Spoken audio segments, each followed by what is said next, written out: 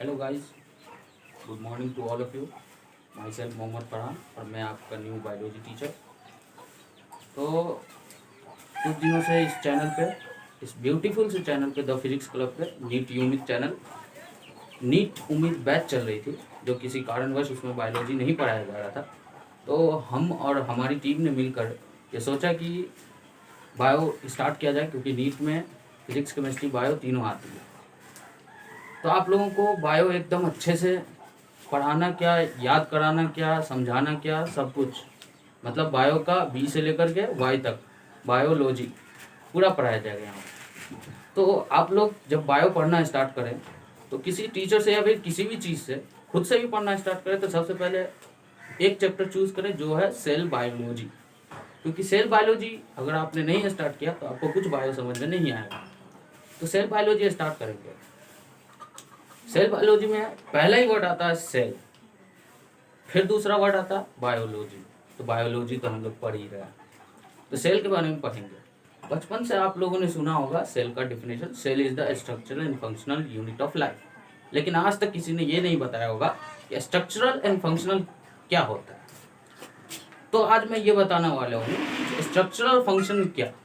हमारी बॉडी जो बनी हुई है वो स्ट्रक्चर है, ये स्ट्रक्चर है, हाथ पैर अपने डायरेक्शन में। और फंक्शन क्या, हम हाथ उठा के किसी को मार सकते हैं, ये हमारा फंक्शन है, एक चपाट लगा दिया। तो स्ट्रक्चर सेल से बना हुआ, यानी स्ट्रक्चर जो मिला हमें सेल से, लेकिन ये जो मूव कर रहा है वो हड्डियों के कारण कर रहा है। अगर सिर्फ सेल से बनता तो हम लोग आजकल जमीन पे चिपते मिलते हैं। तो सेल से हमारी बॉडी के स्ट्रक्चर और इसका जो फंक्शन हो रहा है वो भी सेल से ही हो रहा है। तो ये तो पहली बात होगी कि cell is the structure and function unit of life. अब बात आती है कि सेल कितने प्रकार के होते हैं। सेल दो प्रकार के होते हैं, जिसको इंग्लिश में टाइप्स कहते हैं। तो सेल टू टाइप्स के होते हैं। पहला यूनिसेलुलर, दूसरा मल्टी सेलुलर। यूनिसेलुलर क्या होता है, आप लोग मार्केट में निकलते होंगे तो सैलून में देखते होंगे लिखा हुआ यूनिसेक्सुअल। तो बहुत सारे लोग नहीं समझ पाते हैं, तो उसको याद करो, रिलेट करने की कोशिश करो। अगर आप चीज़ों को रिलेट करके याद करोगे तो बहुत ही अच्छे से याद होंगी। तो यूनि मतलब होता है एक, तो वो जो यूनिसेक्सुअल लिखा रहता है या यूनिसेक्स लिखा रहता है, यानी कि या तो सिर्फ मेल या फीमेल अलाउड है वहाँ पे। तो उसी तरह से यहाँ पे सेल में भी यूनिसेक्सुअल मतलब कि एक सेल से बना हुआ, और मल्टीसेक्सुअल, ठीक है, मल्टी सेलुलर मतलब कि बहुत सारे सेल से बना हुआ चीज। यूनिसेलुलर एक सेल से, मल्टी सेलुलर बहुत सारे सेल से बना हुआ चीज। ये तो बात होगी टाइप्स की। लेकिन सेल को देखा किसने, सेल कहाँ से आया? तो सबसे पहले हमारे बीच एक महान वैज्ञानिक रहते थे, एंटोन वॉन लीवनहुक, जिन्होंने सबसे पहले लिविंग सेल को देखा और उसको मार्केट में उतारा कि भाई ऐसे ऐसे ऐसे ऐसे लिविंग सेल होता है। फिर उस पर बहुत सारी डिस्कवरी वगैरह होती रही। स्टडी के बाद फिर रॉबर्ट ब्राउन आए, उन्होंने न्यूक्लियस के बारे में बताया। तो ये सब चलता रहा। लेकिन फिर सेल कहाँ से आया, क्या हुआ, नहीं हुआ, उसके बारे में हमारे कुछ साइंटिस्टों ने मिलकर सेल थ्योरी निकाला।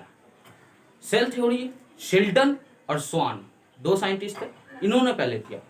शेल्टन और स्वान का कहना यह था कि जितने भी एनिमल बने हुए हैं, एनिमल के अंदर जो जो कंपोनेंट बने हुए हैं, जो जो ऑर्गन बने हुए हैं, वो सब सेल से बने हुए हैं। और जितने भी प्लांट्स बने हुए हैं उन सब में जो जो प्लांट्स के ऑर्गन हैं, जो जो प्लांट्स के अंदर चीजें हैं, उन सब सेल से बनी हुई। लेकिन एक चीज यहाँ पे था कि शेल्टन एंड स्वान कभी ये नहीं बता पाए कि सेल आया कहाँ से। सेल तो ठीक है, उन दोनों के कंपोनेंट्स बने हुए, आया कहाँ से सेल? तो उसके लिए आए हमारे रुडोल्फ विर्चो साहब। रुडोल्फ विर्चो, पता नहीं उनको इंग्लिश आती थी कि नहीं आती थी, हिंदी आती थी कि नहीं आती थी, उन्होंने एक सेंटेंस दिया, omnis cellula e cellula. What is the meaning? Omnis cellula e cellula का मतलब new cell arises from the pre existing cells. इसका हिंदी महत्व ये है कि नया सेल हमेशा वहीं से आएगा जहां वो पहले से एग्जिस्ट कर रहा हो, प्री एग्जिस्टिंग सेल्स। तो आप लोग कहेंगे कि इसमें डिस्कवरी क्या? तो भाई यही है, ये डी नोवो, यानी खुद ब खुद होता है, new cell arises from pre existing cells. तो ये रुडोल्फ विर्चो। यहाँ पे नीट में बहुत बार, एक दो बार नहीं, बहुत बार ये सेंटेंस पूछा गया कि रुडोल्फ विर्चो साहब ने कौन सा सेंटेंस बोला था। तो ओमनिस सेलुला ई सेलुलर। लेकिन अगर आप लोग बोर्ड की एग्जाम देने वाले हैं तो उसके लिए आप लोग को डेफिनेशन और पूरा का पूरा सेल थ्योरी याद करना होगा। लेकिन अगर सिर्फ नीट के लिए तो आपको 3 क्वेश्चन इसमें से अभी तक जितनी की पढ़ाई हुई है उसमें 3 क्वेश्चन पूछेगा कि पहला लिविंग सेल का डिस्कवरी किसने किया, तो एंटोन वन लीवेनहुक ने।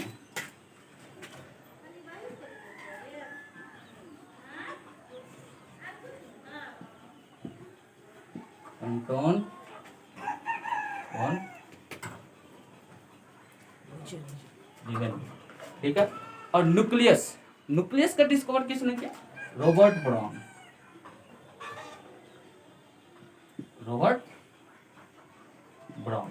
ठीक है, ये तो पहला क्वेश्चन हो गया। दूसरा क्वेश्चन क्या है, सेल थ्योरी किसने दिया, तो शेल्डन एंड स्वान ने,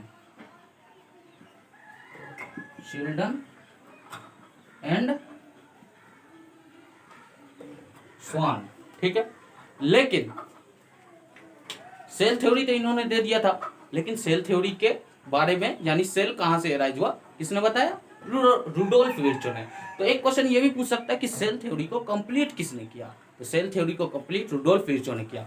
और एक महत्वपूर्ण क्वेश्चन, अगर आपसे पूछे कि सेल थ्योरी दिया किसने और ऑप्शन में रुडोल्फ विर्चो का नाम न हो और इन दोनों साइंटिस्ट का नाम हो शेल्डन एंड स्वान, तो आप शेल्डन एंड स्वान का मानेंगे, ठीक है। अगर दिया हुआ हो Schleiden and Schwann and Rudolf Virchow both, तो आप बोथ में टिक मारेंगे। और ये सबसे इंपॉर्टेंट ये सेंटेंस है ओमनी सेलुला ई सेलुला, वो मैं लिख के बता देता हूं, ओमनिस सेलुला ई सेलुला। राइटिंग पर ध्यान न दे, डॉक्टरों की राइटिंग ऐसी ही होती है। ओमनी सेलुलर ई सेलुलर किसने दिया था, रुडोल्फ विर्चो ने,